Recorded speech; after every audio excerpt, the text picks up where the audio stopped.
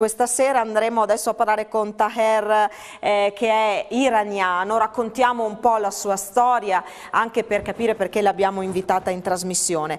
Allora, lei è iraniano, da tanti anni vive e lavora a Pordenone. Marco Orioles l'ha definita una sorta di integralista della libertà, nel senso che tra le sue battaglie c'è quella per l'emancipazione delle donne musulmane. Lei si batte contro il fenomeno delle spose bambine, contro le lapidazioni e la sua associazione porta un nome particolarmente evocativo. Vogliamo ricordare a chi non lo ricordasse o non lo sapesse chi è Neda? Neda, una studentessa iraniana, perché lei sa che in Iran esistono le leggi segregazioniste islamiche nei confronti specialmente delle donne. Le donne nell'Islam non hanno nessun diritto.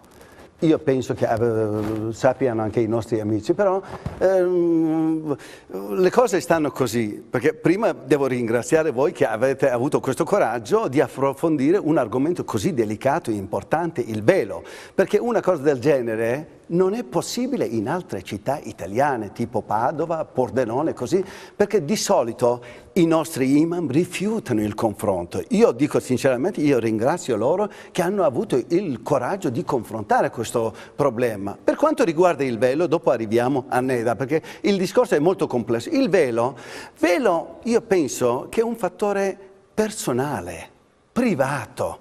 Io penso che una donna che vuole portare il velo, se è maggiorenne, ha il diritto di portare. Attraverso una legge noi non possiamo stabilire se deve portare o non portare, come una forma di innamoramento. Non puoi fare con una legge, però noi chiediamo il divieto assoluto per le minorenni. Il discorso è molto complesso. Io sono sociologo come il nostro amico Marco Orioles. L'anno scorso, visto che viviamo nella regione Friuli Venezia Giulia, la presidentessa del Friuli Venezia Giulia ha fatto un viaggio per motivi economici, che noi siamo i primi ad applaudire con quella crisi che c'è, è giusto che sia. È andata col velo. Ecco, magari quando hanno chiesto a lei perché ha portato il velo, la risposta è stata questa: perché fa parte della loro tradizione. Io sono nato e cresciuto nel mio paese d'origine. Ho fatto la scuola superiore nel mio paese, l'università ho fatto in Italia. Nella mia città 90% delle donne non portavano il velo. Adesso sì, perché c'è l'imposizione, ci sono delle leggi. Se voi andate a vedere in tutti i quartieri dell'Iran o delle città importanti come Teheran, ci sono dei cartelloni grandi che chi non rispetta il hijab islamico è condannabile da 10 a 2 mesi di carcere, più 70 frustate, più una multa. Cioè, questa non è tradizione. Tradizione deve essere una cosa meccanica. Poi le donne nostre che portano qui non è il caso sporadico, assolutamente non è così. Quindi lei dice no, i casi assolutamente, perché sono molto più diffusi. noi abbiamo visto solamente 2 o 3 casi, cominciamo a parlare. Non sono 2 o 3 casi, ci sono centinaia, migliaia, come spose bambine. Spose bambine, noi abbiamo sentito un caso che si è verificato a Ravenna, quella povera bambina di 12 anni, provenienza Bangladesh, che è stata data in sposa ad un altro uomo molto più grande per 30.000 euro. Però in realtà dall'Italia ogni anno 2.000 bambine vengono portate nei paesi d'origine da cui provengono questi cittadini musulmani. Dall'Europa sono 30.000. Spesso queste bambine sono nate e cresciute in Italia. Ecco, Neda era andata a combattere contro il velo, è stata uccisa. Mi ricordo molto bene, perché noi siamo in contatto con la mamma di Neda, addirittura abbiamo messo una borsa di studio a nome di Neda, chi fa una tesi sulla condizione femminile nella nostra provincia di Pordenone. Noi siamo in contatto. Mi raccontava una volta sua madre, mi diceva: guarda, io quel giorno ho insistito con Neda di non andare alla manifestazione. Lei giustamente ha detto: mamma, se io non ci vado, chi ci deve andare? Ecco, su questo In Iran l'anno scorso, a proposito di hijab, non è una scelta personale.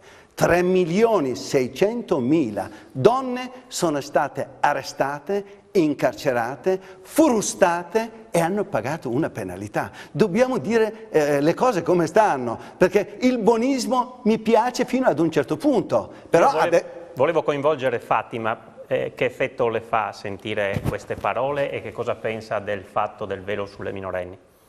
E se soprattutto lei l'ha portato in precedenza prima di diventare maggiorenne?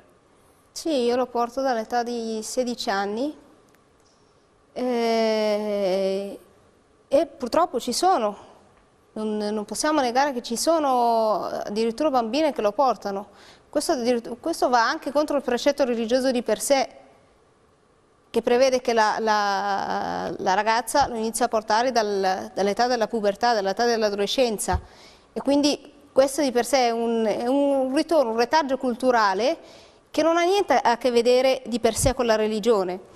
Per quanto invece parlava il nostro amico Taher, è vero che in Iran, come in Arabia Saudita, come in altre realtà dove vigono delle dittature, ci si aspetta anche peggio di questo. Non si va in carcere solo per il velo, si va in carcere anche perché si fa una foto o si scrive una frase che non dovrebbe essere scritta.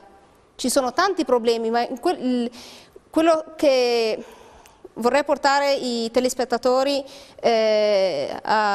su cui vorrei portare i telespettatori a riflettere, è che il problema non è il velo. Del caso di Pavia, come di altri casi, da condannare è la costrizione, è la violenza, non è il velo di per sé.